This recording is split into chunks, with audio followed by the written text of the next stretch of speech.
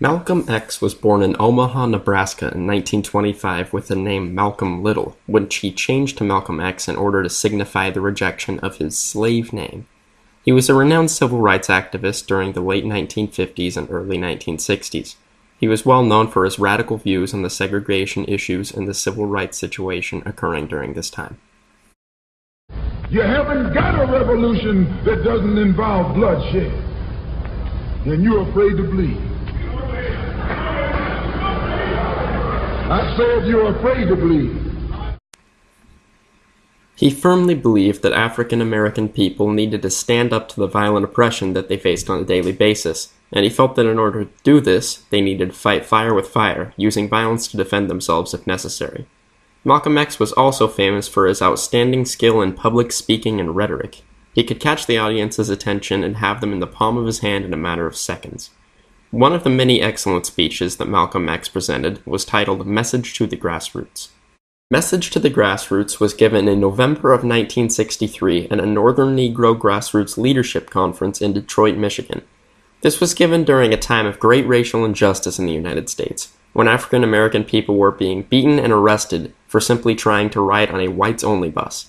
In the speech Message to the Grassroots, Malcolm X attempts to make his audience realize that in order for anything to change, what he called a black revolution needed to come about. He presents many compelling points in his attempt to convey this message. Long as the white man sent you to Korea, you bled. He sent you to Germany, you bled. He sent you to the South Pacific to fight the Japanese, you bled. You bleed for white people.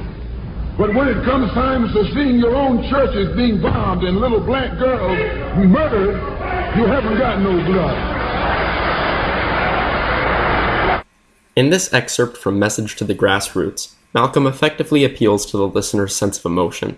In doing this, he brings about a great and logical point, that African American people have fought and bled for the white man in multiple wars, the most recent one at this point being the Korean War, which came to a ceasefire in 1953, just a decade before the speech was given. When Malcolm starts to bring up the heated subject of church bombings and the murders of little black girls, the audience goes wild, clearly moved by what he said. Appealing to the audience on an emotional level, getting them worked up like Malcolm did, got the audience heated up, involved, and captivated with his speech, which is exactly what he was attempting to do. A little later in this speech, Malcolm yet again exhibits his skill in rhetoric. If violence is wrong in America, violence is wrong abroad. If it's wrong to be violent, defending black women and black children and black babies and black men, then it's wrong for America to draft us and make us violent abroad in defense of her.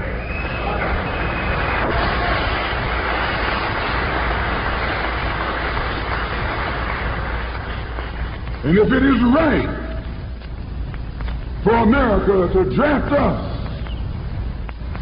and teach us how to be violent in defense of her, then it is right for you and me to do whatever is necessary to defend our own people right here in this country. Malcolm X appeals to the audience by making this extremely logical point, that the American government shouldn't be forcing them to fight on foreign soil if they aren't even allowed to protect themselves when they are in America. It would be extremely difficult, if not impossible, to argue with this very logical statement.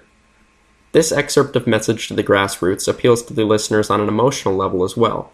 Defending their family and friends from the seemingly insurmountable oppression that they faced on a daily basis is precisely what the African American people wanted to do at this time, and Malcolm played off of this, getting his audience worked up once again. In another section of Message to the Grassroots, Malcolm X makes himself relatable to the audience in a very interesting way. I was in prison. I read an article, and don't be shocked when I say I was in prison. You're still in prison.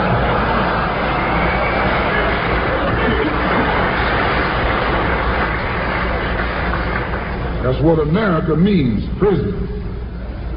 Around the time that this speech was given, African American people were being sent to prison simply for standing up for their rights. Rosa Parks, for example, was arrested for sitting on a public bus when there weren't enough seats for all of the white people. When Malcolm X references the fact that he was in prison, he gains a sense of credibility from the audience, and it makes him much more relatable. Just about everybody in the audience probably had been or knew somebody who had been arrested for some nonsensical crime, perhaps even for simply standing up for their rights. Message to the Grassroots provided justification for many African Americans to take a stand against the white man and protect their own.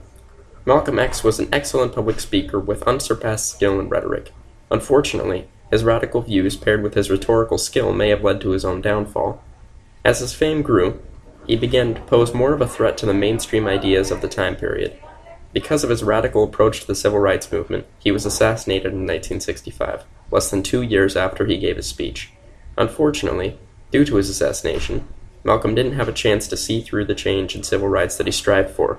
However, he will always be remembered as a key figure in the civil rights movement of the 1950s and 60s.